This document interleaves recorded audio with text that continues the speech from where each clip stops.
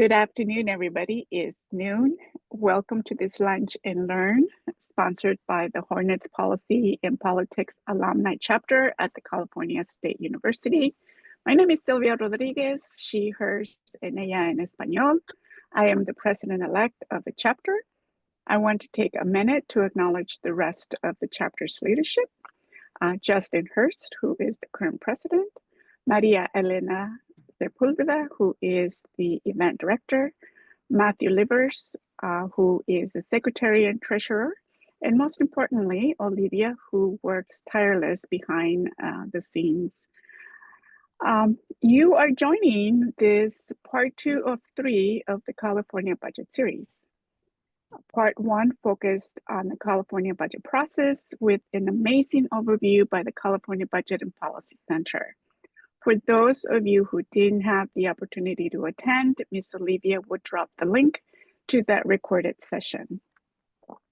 Today, we are focusing on developing California budgets in the midst of an uncertain landscape. And boy, are we hurting. So I feel for all of the panel members here in this space. We will dedicate time for the audience to ask questions. You're also encouraged to drop your questions in the question and answer feature of the Zoom. And we are joined by an amazing panel. The executive leaders in the budget space, administrators, and I'm very grateful for all of you. We will not read your bios, but we will drop them in the chat box in order for us to save time. But please note that we have in the audience the director of the California Department of Finance, Mr. Joe Stepheshaw, and we have the chief deputy at the California Legislative Analyst Office, Ross Brown. We also have the chief of staff of the California High Speed Rail Authority. That's a hard one for me. Mark Tollefson. We also have representing some of the county, Ms. Julie Gallelo, and she's the executive director of First 5 Sacramento. And we also have representation from the community-based organization world, Junior Goris, who is the executive director of Lead for Tomorrow. I want to again express my gratitude to all of the panel members, and thank you, Mr. Chris from the California Budget and Policy Center, who graciously agreed to moderate today's discussion. Therefore, without further ado, it is my pleasure to introduce Chris. Again, his bio is super long. So we're just going to put it in the chat box for your benefit, and I will just turn it over to him. Thank you so very much, and enjoy today's Lunch and Learn. Thank you so much, Chris. Take it away. Thank you, Sylvia, and thanks to all of our panelists for making time for this conversation today. We know you're in busy periods of time trying to keep things afloat amid high degrees of uncertainty, perhaps higher than normal on a lot of different fronts. And I thought what I would do is just quickly set some context for the landscape in which we're having this conversation today, the backdrop against which so many decisions are going to have to be made, but decisions made during periods of really dramatic and heightened uncertainty. You know, and the reality is we're in the first 100 days of a new presidential administration, with a presidential administration whose party also controls both houses of Congress, and so wields a fair bit of power over budget and financial decisions that are being made. And a lot of stuff is coming at California. We're not the only states, of course, that are facing that, but you know, it's all the things. It's executive orders that are attempting to freeze financing that comes from federal agencies to the state and state agencies and local governments and community-based organizations. It's you know, federal appropriations decisions. The biggest, you know, looming prospect here is so-called budget reconciliation, the fast track process by which folks in Congress and the Trump administration are seeking to give tax breaks to mostly high-income households and offset that with domestic program cuts to things like healthcare, food assistance, and education. And just want to say that all of that, and particularly that budget reconciliation process, don't align very well with decisions that state leaders are having to make right now about their own budget and financial decisions, state and local, right? The state budget process, Joe and his team are, I'm sure, deep into preparing the May revision, which has to come out by May 14th. State legislative leaders will have to work with the LAO and Ross's team and come up with a budget by early June or mid-June. And all of that's going to happen with a federal budget process that is on its own timeline, that's much murkier, not nearly as set in stone, and that might have dire implications for California's finances or for programs in California, but things we might not know, details we might not know, decisions that might not get made until after the state has to make its budget decisions, and maybe not even until after cities, counties, et cetera, have had to make their own budget decisions. So how we do all of that in this period of time with higher degrees of uncertainty. Also want to note that uncertainty comes from the economy overall. The effect of tariffs on potential economic growth affects the revenue projections that everyone has to make, which then affects what's available to be spent. So just a really very uncertain time where there are threats, but we don't really know the details of all the threats. And in all of that, state leaders, local community organizations are having to make their own decisions about how they continue and advance the work. And so wanted to start off today, here again, thanking our panelists, but start by turning to our two state budget leaders, Joe and Ross, and just asking you all, like, how do you do this in a period of time like this? Like, how do you come up with a state budget? How do you govern a state budget? I'm not even sure how you can forecast the revenues in a period of time like this with the normal degree of, there's always a level of error in budget forecasting, but like it seems like that margin probably just got way wider over the last 30 days or so. So like, how are you doing this, or how do you think you'll do it? And how should we all prepare to think about how the process this year and the outcome of that process might be a little different? Joe, we'll start with you since I know you're deep in the prep for the the May revise. Sure. I'm happy to start, and thanks everybody for having me today. Joe Stepheshaw, Director, California Department of Finance, and yes, we are really entering our crunch time in developing the May revision that we final revision for the governor's budget that we'll be presenting to the legislature by May 14th.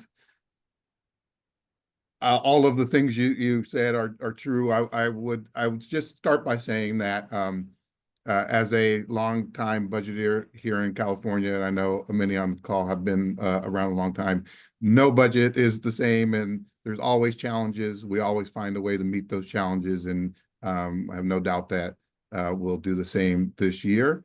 With that said, as you outlined in your introduction, some of the challenges that we face this year are unique challenges that we have not faced before, and are some pretty significant challenges, the size of which and scope of which that we may not have seen before. I take a step back and say that California has had a couple of years now, the last two budgets in particular, where we were facing some significant revenue corrections after a period of unprecedented growth, and those led to some budget shortfalls. And cumulatively over the last 2 years, the state addressed roughly a $80 billion budget problem. And in doing so, we used a lot of the tools and things that we had at our disposal to mitigate the problem that many of which that we used in the past, and know that we can do to responsibly manage the budget, and at the same time protect programs and kind of do the least amount of harm, if you will, to to the programs and services that the residents of the state rely upon. But in doing that, we've used a lot of the tools over the last couple of years that we've had at our disposal, including withdrawing roughly half from the state's rainy day fund, and so we are entering this budget in a position where we unfortunately don't have a lot of the things at our disposal that we typically have when we enter into rough budget times. And so that is another complicating factor of what we're dealing with this year.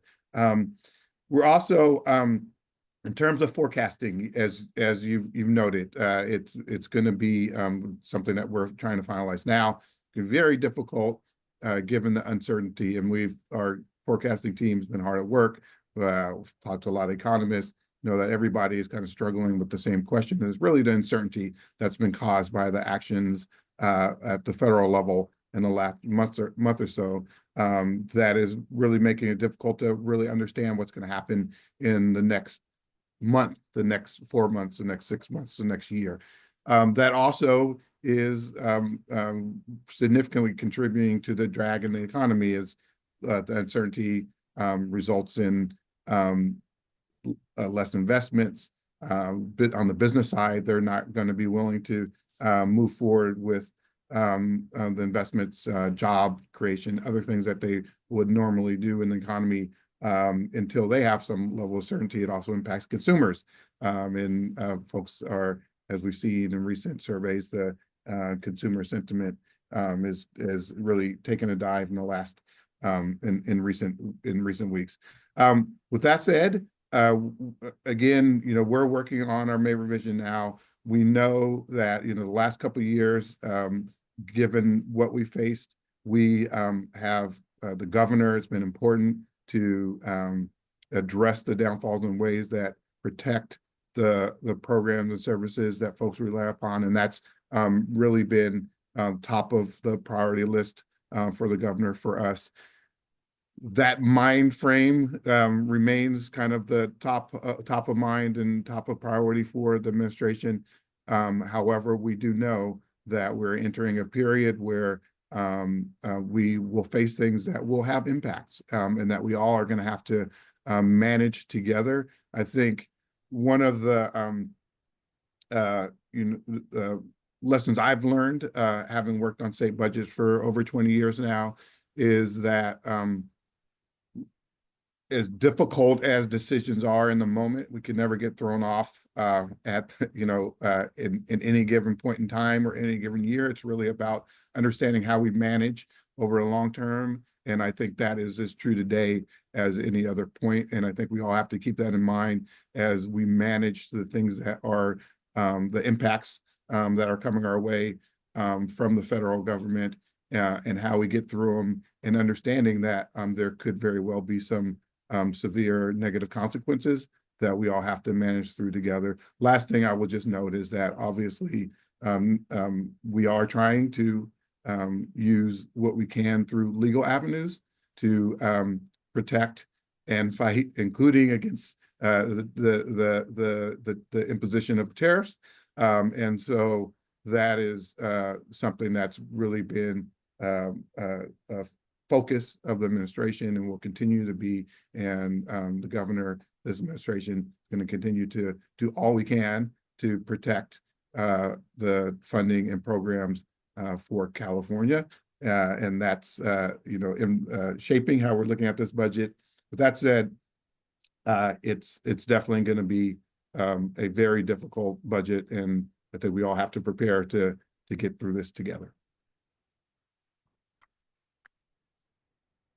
Thanks, Joe. Ross, I'm sure you all are also deep in the preparations for what comes next. Perspectives from the LAO and the folks you work with in the legislature?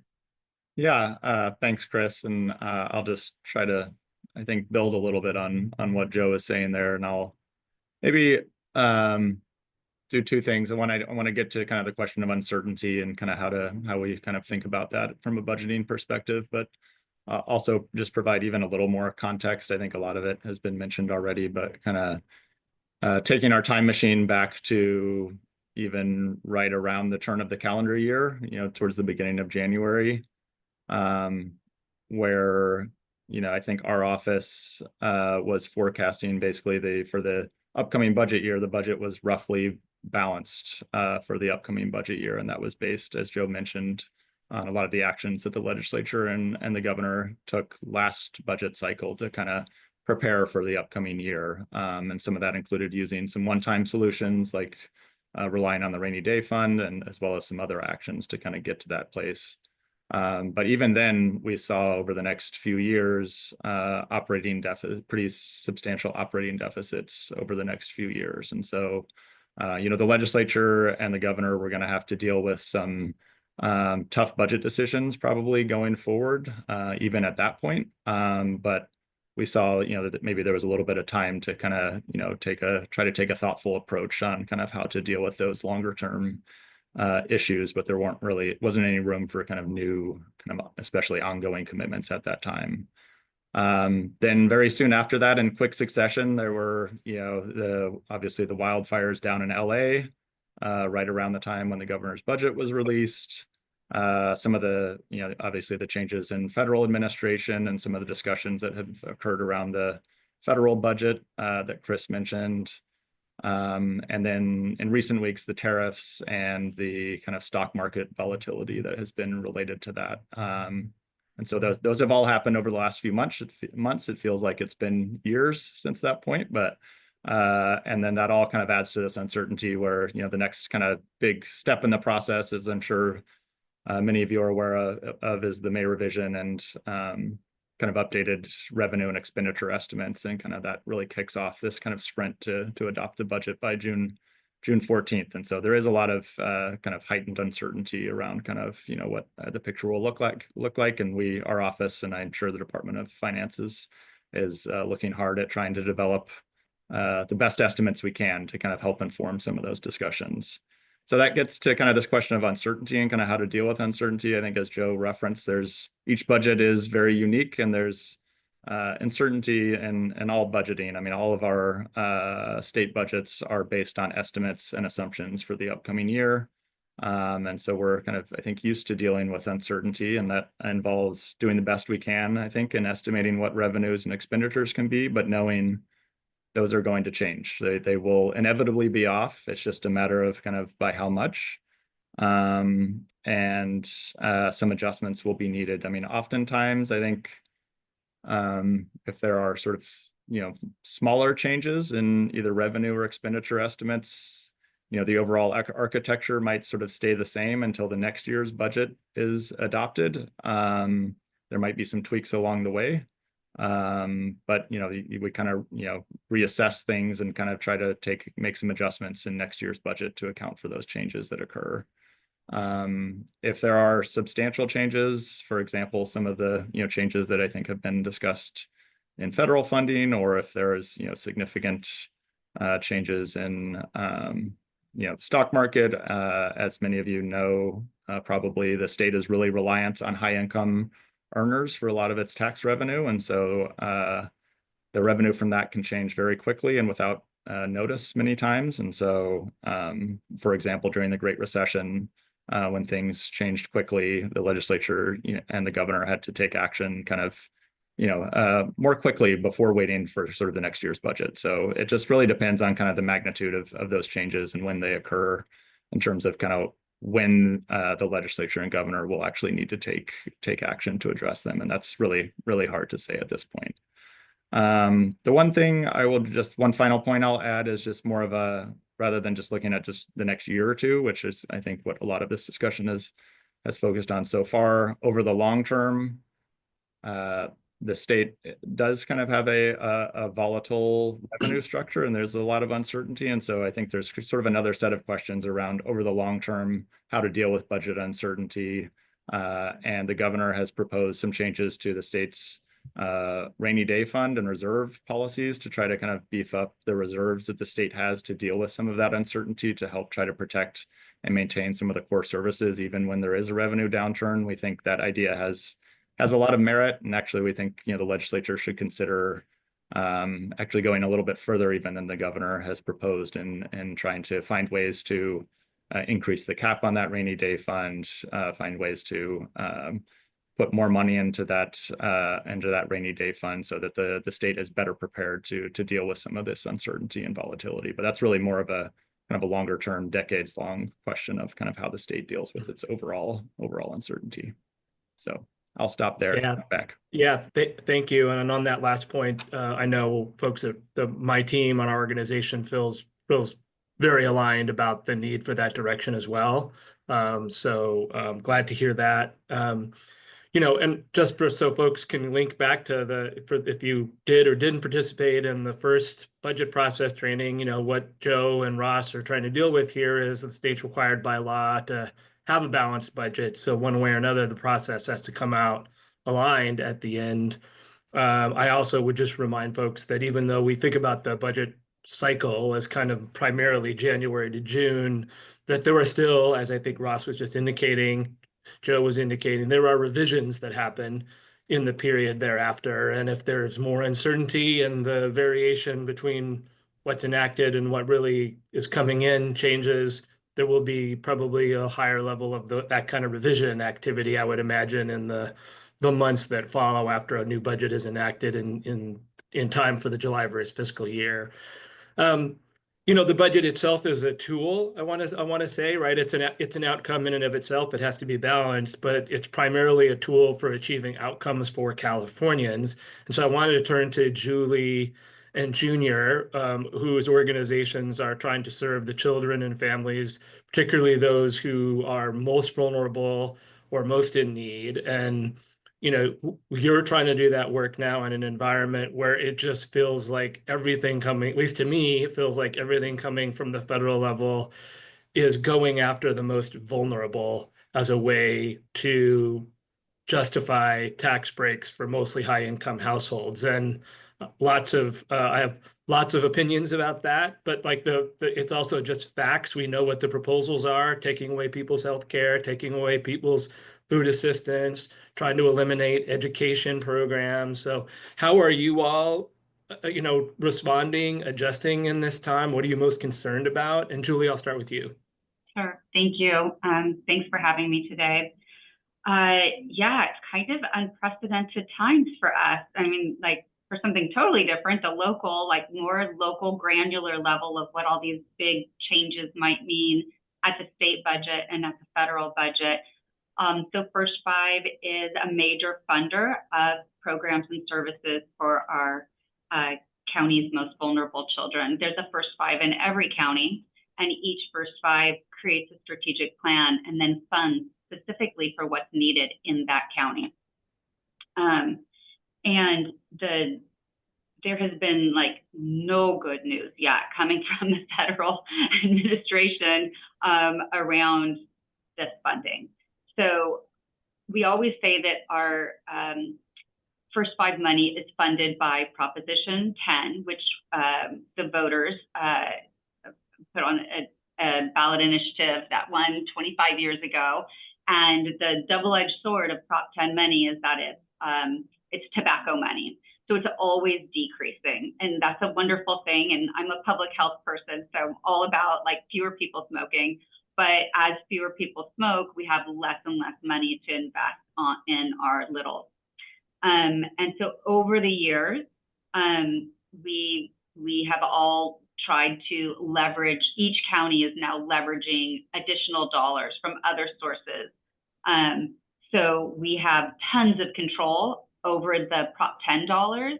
And then we are sort of at the mercy of the other funders who partner with us in the work. Our largest partner by far is the federal government. And so this is where we say, like, we can continue doing our racial equity work. We are unapologetic about the health outcomes that are very disproportionate for certain populations in our county. And we did not have to change any of our racial equity priorities. However, we also receive about $7 million a year in federal funding for home visiting programs. And so we have had to sort of work with our partners to scrub language on home visiting programs because we're leveraging dollars to match our money. So it's just been process. And with those federal dollars, that's where our biggest concern is. We for sure are worried about the AmeriCorps program, which many of our home visitors in Sacramento County are funded through AmeriCorps. They are VISTA workers. And so that's something that could potentially be eliminated. That's about $5 million for us locally. We're also very concerned just about those ancillary services like federal Head Start. So Head Start, there's thousands of kids served in Sacramento County each year through Head Start, and that is looking to be on the chopping block. And those are our lowest income kids. And then Chris mentioned the food banks and what's happening there, those reductions. So the safety net, I guess what I'll say is the safety net for kids, which is what First Five is really all about, is prevention and safety net to keep children from harm of all kinds, is starting to crumble, and there's the potential for it to crumble. And so just, I guess from a funder's perspective, we look at how do we need to reprioritize? I guess it's kind of the same things that you would do with the state. There's the limited pot of money, and how do we reprioritize based on the new reality of perhaps no home visiting or no Head Start, and what does that look like from a local perspective funder? So all of those things are kind of what's in my head right now, and I haven't even touched on, you know, Medicare and Medi-Cal, which is the largest programs for our most vulnerable kids, and cuts to that would then possibly decimate the other sort of state investments right now, those matching dollars for home visiting, for Black infant health, for all those public health programs and services that right now the state is funding, and just really concerning about what happens when the state has to grapple with potential Medi-Cal cuts. So that's all funding. And then just something else that's really, you know, that I keep hearing about concern from our providers. We fund over 50 nonprofits and government agencies just in Sacramento alone, and concerns about ICE and immigration, you know, coming in. And our preschool enrollment is so down right now because families are just afraid to drop their kids to go to school, to go to preschool. They're afraid of ICE coming in. So we've had to work with, again, somebody mentioned legal representation. We had to reach out to our county council, our legal folks, to provide guidance for what to do if ICE comes into a family resource center, a preschool, something like that. So folks are just very on edge right now, and the funding is at risk. And so it's just, I say unprecedented times. I've been around for 20 years doing this work, and it just has a very different flair, and everybody feels like we're sort of waiting for the other shoe to drop. Lead for Tomorrow, Junior's organization, is just one of many organizations that we fund. And so we thought it might be interesting to the alumni to also hear a little bit about what it looks like, even one layer down. So it's like siphoning it down further and further into this, what it looks like. Yeah, there's not much I can say, Chris. For Julie kind of captured it all. But as far as Lead for Tomorrow, as one of our First Five contractor, you know, we're learning and being forced to really look into our philanthropy kind of strategy and kind of tapping into those kind of sources for funding. Because the state funding that comes from the federal is really at risk. So there's really a lot of uncertainty. So we're revising ourselves as a team, just kind of looking at the philanthropy and any other source of funding and strengthening our partnerships and doing more with less and sharing kind of a strategy with another fellow partner in that arena. So that's kind of our thing. But, you know, the big thing that we're talking about, and I think Julie's heard me mention this, and so Sylvia, is, you know, when they change the rules of the game in the middle of the game, you change the way you play. And that's kind of what we're trying to do and trying to adapt in the strategy moving forward. As this looms over with all the funding. So that's kind of where our perspective is as far as with the community-based organizations. Yeah, and I spent the day yesterday with some community-based organizations and funders who were having some of those conversations. How do they change the way they play, right? And there's some creative conversations happening about how local organizations share, back office operations sorts of things, how they think about co-locating, right? How they can reduce cost centers so that they don't have to lose staff and they don't have to cut, services to folks. And I know we've got a couple of questions in the chat about things like how do we save the particular program here or there. And I do want to say, I think we all have to be very cognizant of a couple of different things. One is some of the federal budget stuff isn't a foregone conclusion, right? Which is also what creates some of the uncertainty. The pathways to victory there are still pretty narrow. All they've really done is pass a budget framework for budget reconciliation, and they only passed that with a 2-vote margin in the House. The next vote that folks have to take at the federal level will be to actually take someone's health care away or their food assistance away. That's not as easy a vote.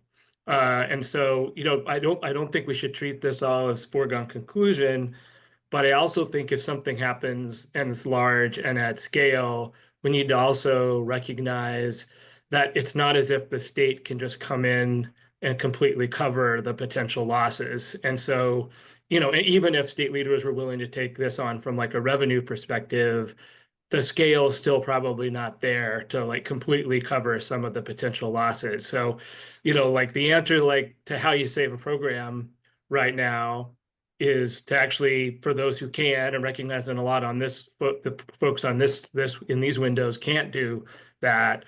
But those of us who can, there's advocacy work that needs to be done to make sure the pathways toward some of this happening at the federal level fail, right?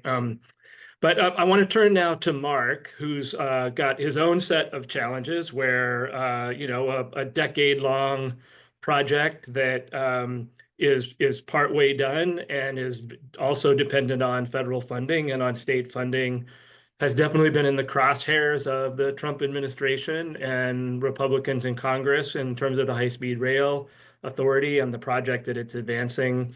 So that's kind of one bit of news, but also noted recently, Mark, that recent public polling actually showed that Californians were still generally pretty positive and supportive of high-speed rail. So wondering how you're all managing in this process with your own kind of level of uncertainty that's been created at the federal level. Yeah, thanks, Chris. Really appreciate it. And Mark Tollefson, I'm the new Chief of Staff over at the High-Speed Rail Authority. I've been there a little over a month and a half now, but I was told that after a month I can't really pull the new guy card anymore. But I will go ahead and give a little bit of an update as to where the project is and kind of how we're thinking about the federal environment that we're in. So I will say that overall, I mean, this project is, it's familiar with the uncertainty, right? This project for a decade plus has kind of lived in that environment. We went through the previous Trump administration where they tried to take away about $929 million, from the program. Ultimately, we succeeded to get those dollars back in the Biden administration, but we're seeing that same blueprint move forward here. I think, those who have been following back in February, the Trump administration and Secretary Duffy kicked off what they're calling a compliance review of our project, basically looking at 2 of our major grants that were received through previous administrations, one back in 2010 and the other, the federal state partnership grant, $3.1 billion that was received during the Biden administration. So a lot of funding kind of at risk here. We are hoping for, just a fair and impartial review, but we know that it's likely to be politicized. So we have, as a project, have been reviewed, over 100 times, over the lifetime of the project. We are, now subject to review by an independent office of the Inspector General, who reviews all our plans as we move forward. But one thing that I do want to kind of speak to is that even amidst that uncertainty, we are plugging along. We have new leadership that came in. A new CEO came in September, Ian Chowdhury, really bringing a fresh outlook, a new vision to the project. He's conducted kind of a bottoms-up review of the entire alignment, looking for opportunities to build, smarter, faster, more economically, looking at changes in scope, schedule, design, really to do more with less. Strategies like procuring commodities up front to avoid, the 10 to 20% markup that we see from our design builders. So really taking those opportunities to still move along even amidst that uncertainty. But the one thing that I will say, for the project overall, one of the challenges that we've had is we've never really had a kind of stable funding source to fund the entirety of the project. From its origins, when the bonds were, approved, it was envisioned ultimately as, 1/3 state, 1/3 federal, 1/3 private. Really at this point, it has been about 73% state funded, 27% federally funded. That private investment hasn't materialized just yet, but as part of that vision of our new CEO, we are looking to get beyond the 171 miles of the valley from Merced to Bakersfield, getting out into some of the population centers towards Palmdale, towards Gilroy, ultimately to connect in with the High Desert Corridor, to connect potentially into Brightline, to get into the LA area a lot sooner, as well as connecting into Gilroy with the Caltrain corridor to get into San Jose and then ultimately the Bay Area. So, we are looking at those opportunities. We have heard back in the end of January, we kicked off an industry forum where 400 plus companies, that kind of deal with all different aspects of the project came together, got a lot of fresh ideas from them. One of the groups that came, were a number of groups that do P3s, public-private partnerships. What we heard from them is really getting beyond the valley is the key for them. So that's what we're intending to do. That really will open up a lot of those opportunities to bring in that private investment to ultimately get this project done, quicker than we've moved at any time in the past. Just a few stats that I'll throw out, just for folks that aren't, as familiar about where the project is. I appreciate the polling that just came out. About 2/3 or over 2/3 of the respondents were still very supportive of the project. But I will say, admittedly, when I took this job, a lot of people I talked to would say, "Oh, that project's still happening. That's still going on." Well, yes, absolutely. Tons of work happening in the valley every day. But unless you're driving the 99, you don't necessarily see it. 171 miles are in design or construction from Merced to Bakersfield. We have 85 and 93 structures that are either underway or complete. 96 miles of the 119 initial operating segment of Guideway is either underway or complete. 1,500 workers on job sites every day, over 15,000 jobs created, 900 small businesses. So a lot of work is happening, and we really just need that momentum to continue. So, we're excited about the opportunities. We know that there's a lot of risks when it comes to the federal funds, but we are really excited about, the conversations with Mr. Stepheshaw here, with the legislature around cap and trade reauthorization. We know the governor just about a week or two ago came out with the pro tem as well as the speaker, really saying that, they want to get a cap and trade extension done this year. We're hoping that high-speed rail is front and center of that.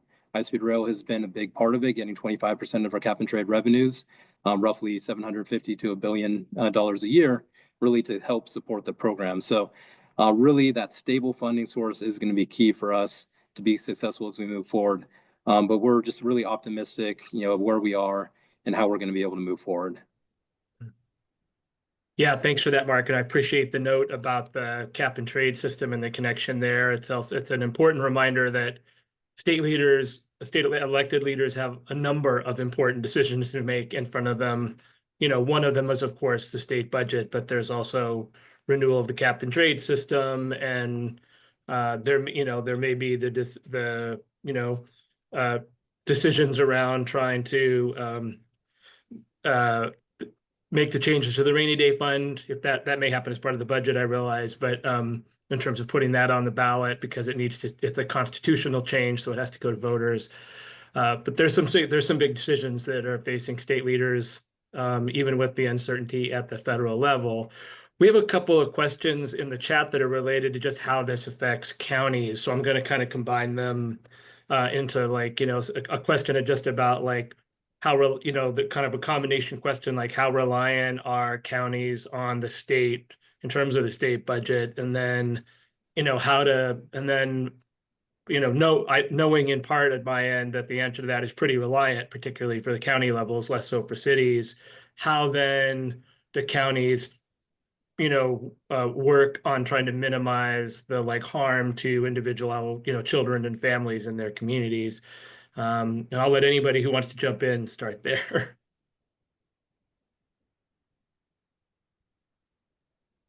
I can start just from a county perspective.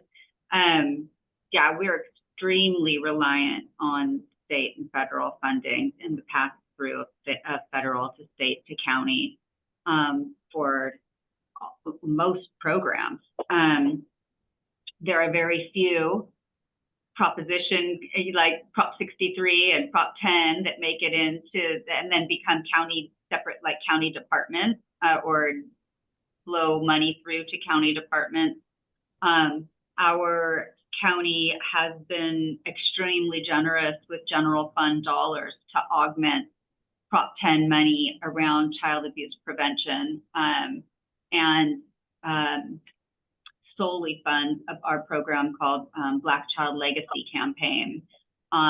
So lots of money, but is also now in the same, predicament as all the other counties and wondering how much longer and what's going to be the best use of the general fund dollars as sort of some of these other programs potentially are eliminated. So I think it just all goes back to each individual county department is going to be prioritizing based on cuts and then making those recommendations for what to backfill, what not to backfill, and bring them up to the County Board of Supervisors level. It will be a process.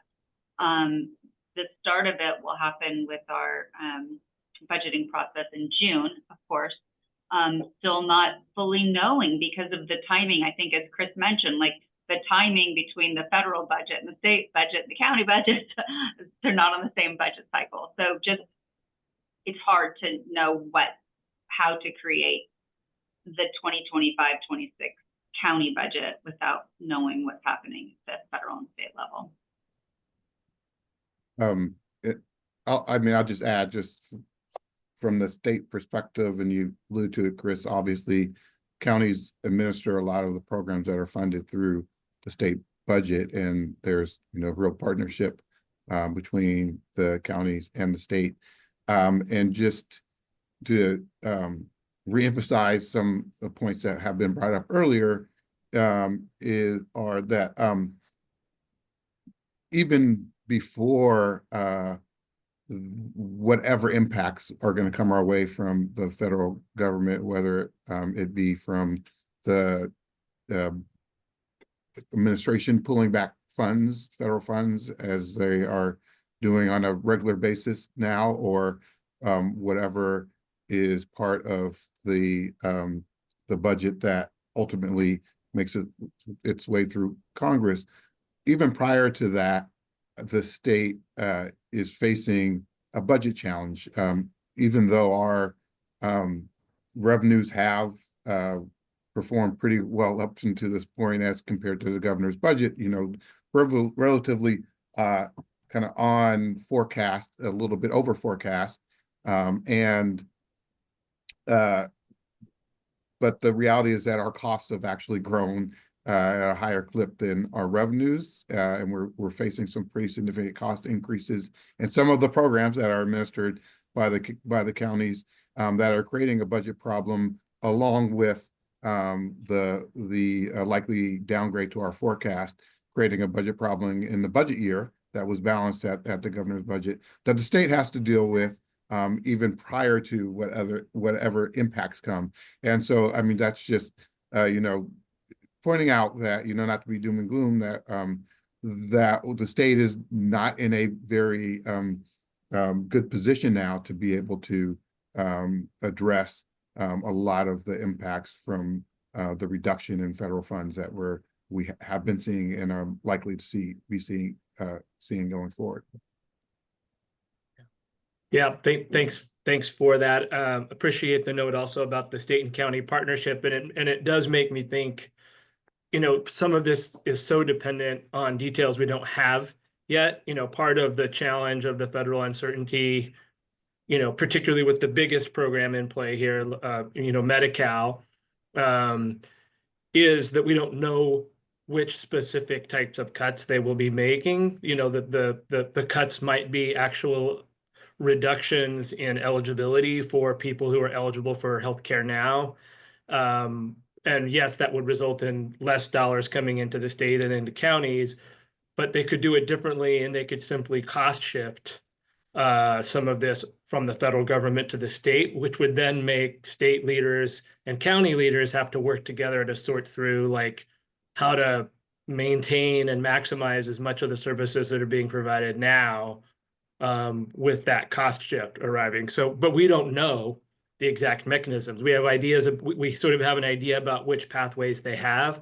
We don't know which ones they're using. So some of the questions in the chat about that are not easy to answer. For instance, we have a question in the chat about what about the MCO tax? Well, the federal authorization of states using the MCO tax as one of the ways to help fund the Medi-Cal program is one of the ways they could make cuts that might impact California, but we don't know that yet, whether they'll actually do that or not. So I just want to say, like, what we know is their framework says they want to make some cuts there, and we have an idea of the pathways. We just don't know which ones they're exactly using. Joe and Ross, we did have a couple of questions in the chat that are just about like the general fund revenues. And Joe, I think you just kind of partially answered that of like, we've generally kind of done a little bit better than perhaps we thought up till now. And I kind of heard the up till now part, and I kind of wondered like, but we know what happened with stock market volatility recently and the tariff situation. So I'm kind of wondering if like, the worry isn't about what happens into April. The worry is about May, June, July, August, which, when we start to see the effects of some of that economic uncertainty. Yeah,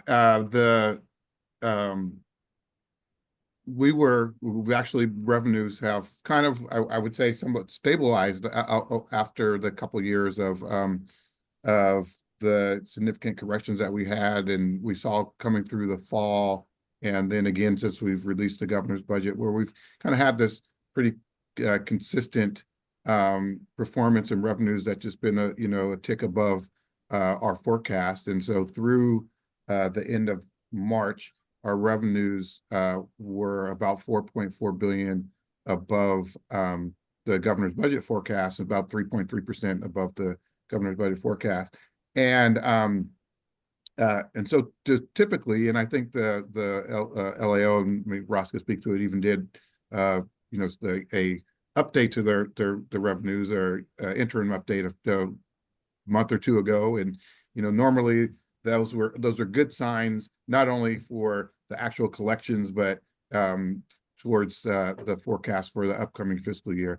However, what's happening to the economy now is in the downgrade to our likely downgrade to our economic forecast, and some of the key factors that Ross alluded to earlier that really impact the revenue here in California, likely going to mean that going forward, particularly in the budget year, starting in the budget year, we will see a downgrade in our revenue forecast, and that will likely then carry out into the out years. And as Ross mentioned, we were already facing what were projected to be some structural issues in the out years that could be made worse given the current situation, and that will definitely be something that we have to consider as we're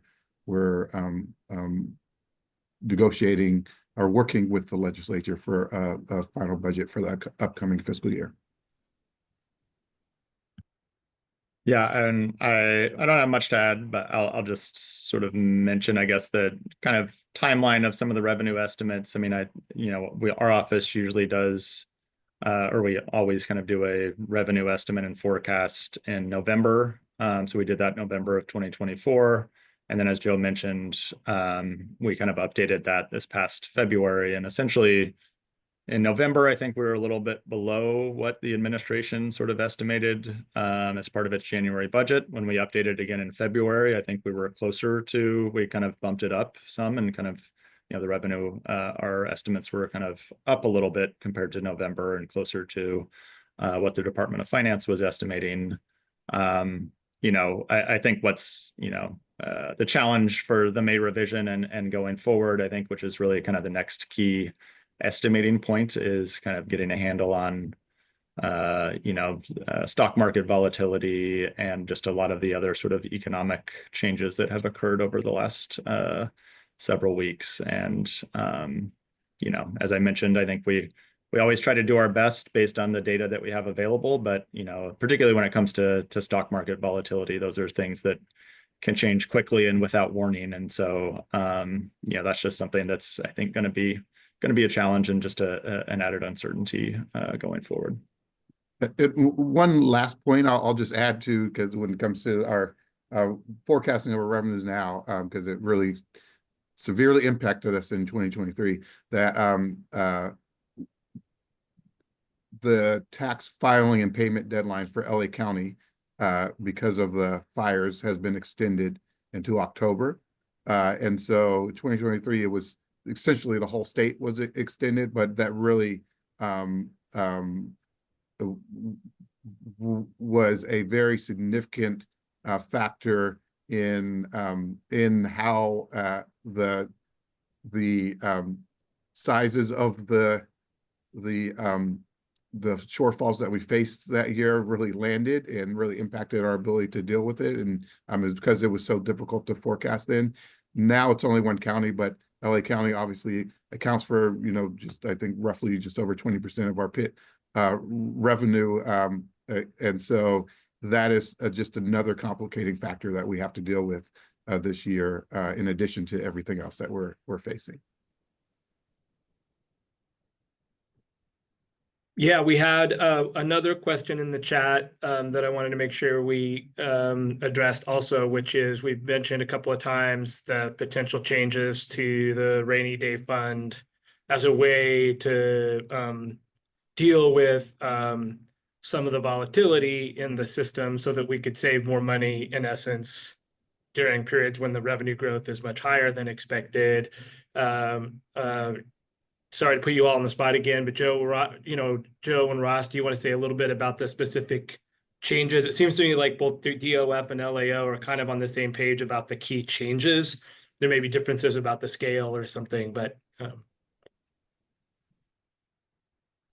Joe, do you want to start kind of maybe ahead, talk about, I don't want to describe kind of the governor's proposal for Joe, so he should feel free to jump in. But I think,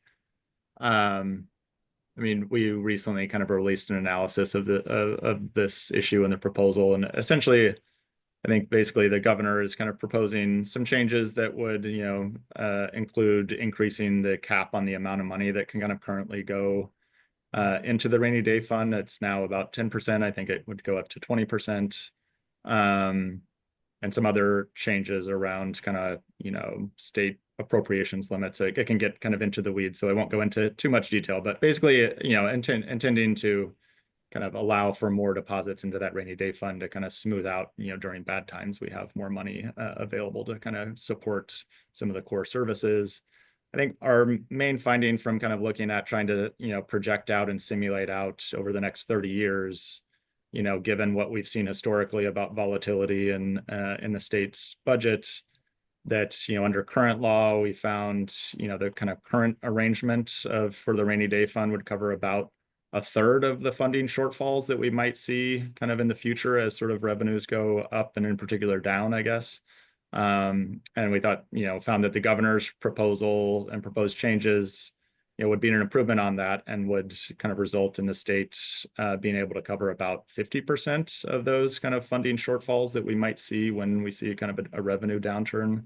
Or again, this is over the next 30 years.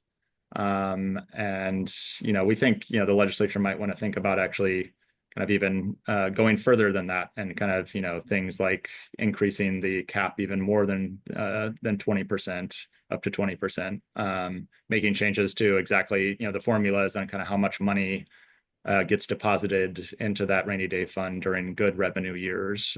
For example, if there's high capital gains, changing kind of how much of that goes into the rainy day fund, which could potentially get the state to even more, like covering, for example, 75% of kind of the funding shortfalls we might see over that period. So I think those are discussions I know that the legislature and governor will need to have on kind of, how much to kind of, if and kind of, how much they might want to adjust those in order to kind of try to beef up that rainy day fund to cover some of the uncertainty. And I'll just quickly add, because and without getting frustrated to the details, because it does get kind of wonky, that the current requirements of deposits in the rainy day fund are really set up to recognize volatility and capital gains. And I think what we learned the last few years is that the volatility could be even more significant than we were even anticipating in 2014 when the current requirements were set. And so we feel strongly, governor feels strongly, that it's important to make some changes in order to capture more of those upswings and be able to have them to mitigate the downswings and provide stability to state programs and services. And I think that's really what's all about is really learning the lessons from the last couple of years and making some changes in order to make our ability, improve our ability to manage our resources going forward to provide stability for programs and services. Chris, I want to jump in for a second and give a last before we wrap up. So, I heard something that was really interesting this morning. When major historical moments happen, two things happen, right? The need of conspiracy theories goes up, and also advocacy, right? So my organization and what we do is we sided with advocacy.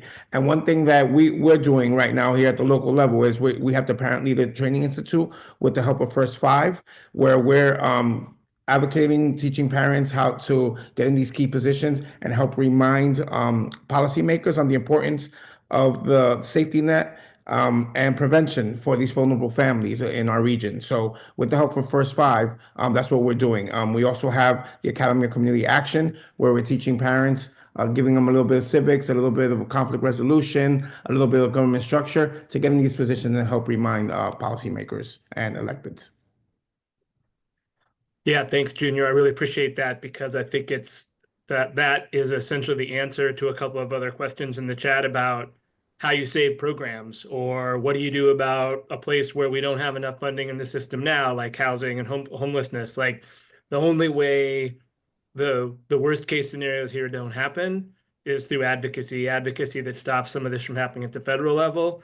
And then if hard decisions have to be made at the state, then for the folks who can, it's about how you try to protect those programs from the most vulnerable. And you've heard our state officials here talk about that as well. And or if you're trying to protect a major infrastructure project that Californians generally support, like high-speed rail, like the advocacy is the answer about how some of the worst case of this doesn't happen for those who can, right? Recognizing everybody participating today as a panelist or as a participant can do that, but for those who can, that's I think Junior's point is the right idea about the pathway here. So we are essentially done. I want to take a moment and just thank Joe, Ross, Julie, Junior, and Mark for being here with us today, and appreciated the opportunity to moderate this session.